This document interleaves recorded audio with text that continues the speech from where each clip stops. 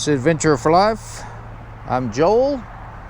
Welcome to day 21 of the Grenadier 15,000 mile plus cross country drive. So I have not videoed for the last 3 days. We drove up to Edmonton, Canada from Salt Lake City and up through Wyoming and Yellowstone and all that. And then from Edmonton, you head northwest to Fairbanks, Alaska, then on up to Deadhorse, Alaska, which we did. And then to drive across Canada from the top of Alaska, you basically retrace your steps back to Edmonton. You don't basically, you do retrace your steps back to Edmonton. And so that's what we've done for the last 3-4 days.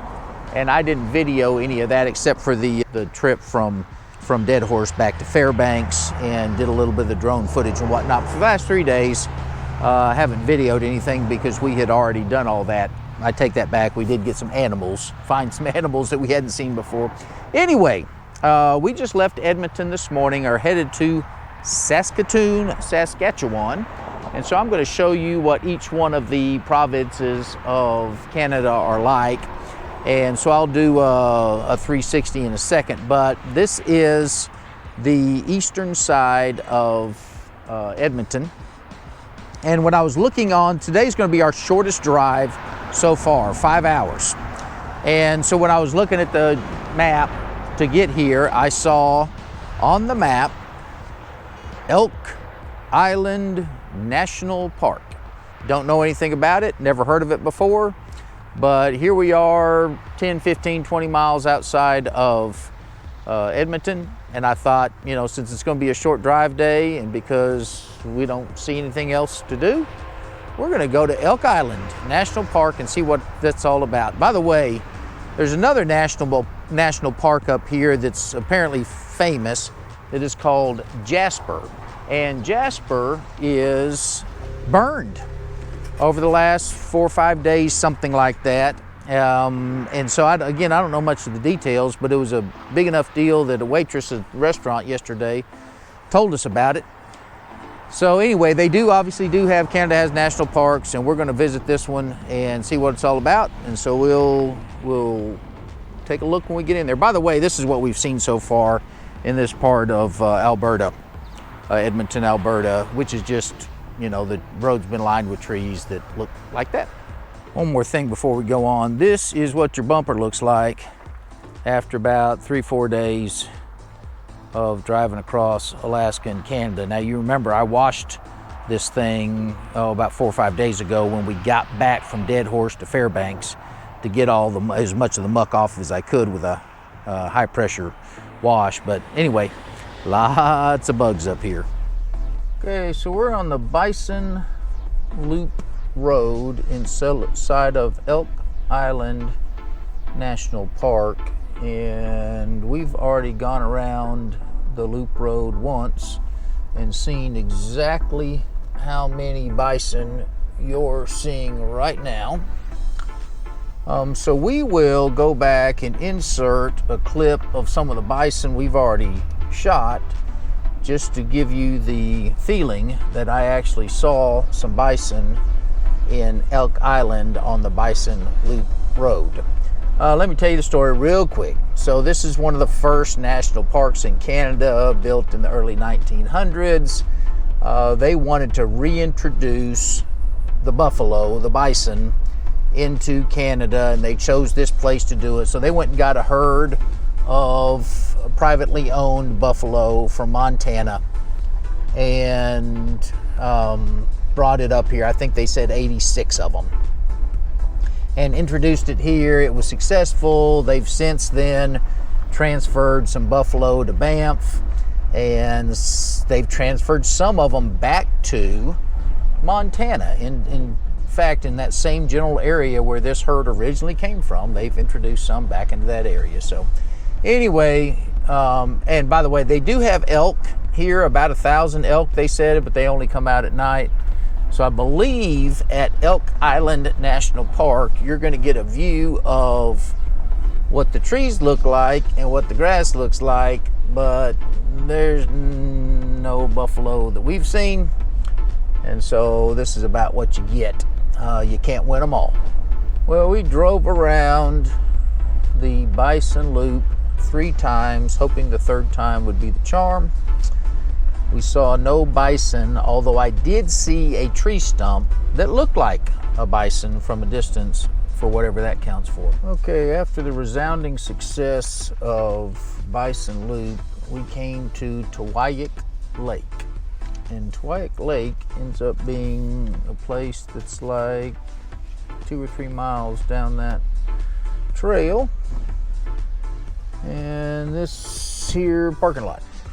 So, you know, sometimes things just don't work out like you think they're going to, or hope they will. And this is a fail. We won't be parking our camper here.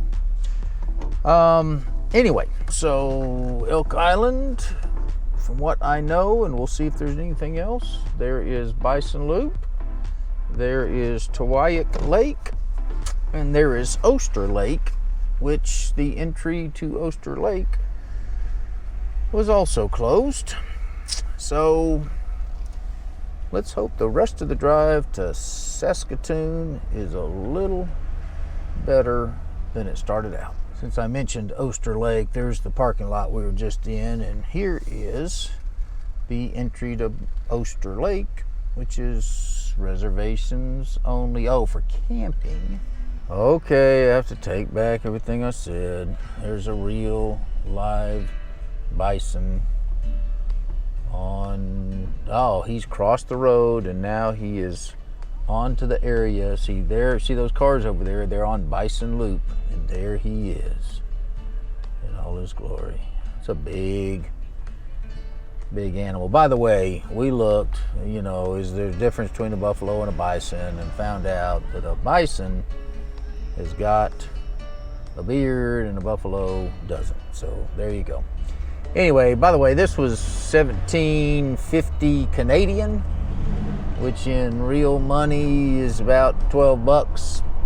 So, you know, got to see that bison at the end there, and so we'll call it a success. See you down the road. Be careful out there when you're driving, or something like this could happen to you. Ouch! Woo, that's rough.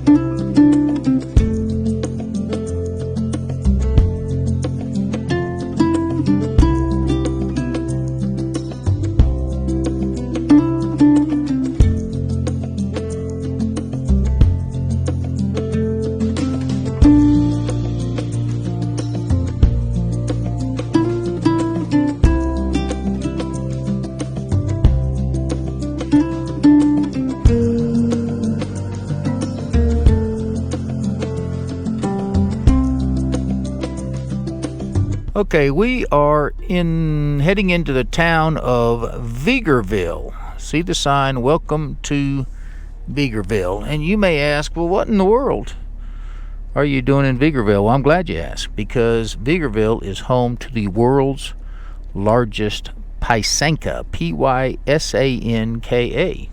What in the world is that? I don't know. but we're going to go find out what the world's largest, what a Pysanka is, and what the world's largest Pysanka looks like. Okay, here's another sign with the name of the town. Now, is this Vigerville? Is this Vegreville? Or in French, would it be Vegreville? I don't know.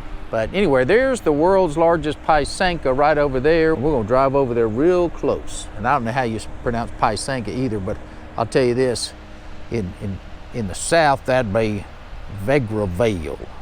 Okay, I've seen the world's largest ball of string. I've seen the world's largest almond, the world's largest beaver. I think I've seen the world's largest leg lamp from the Christmas Story movie, and now I've seen the world's largest Pysanka. So it's not Pysanka, it's Pysanka, which is a Ukrainian word for Easter egg. So apparently there's a large Ukrainian contingent in this area of Alberta, and they had some celebration and decided to build a big old Easter egg. The total weight of this thing is supposedly 32,000 pounds. They said the egg itself was just like 2,000 pounds, and the rest of it, I don't know if they counted the concrete, was 27,000 pounds, plus that little pedestal there was like 3,000, so I think they counted all the concrete or something like that. But anyway, Pysanka is the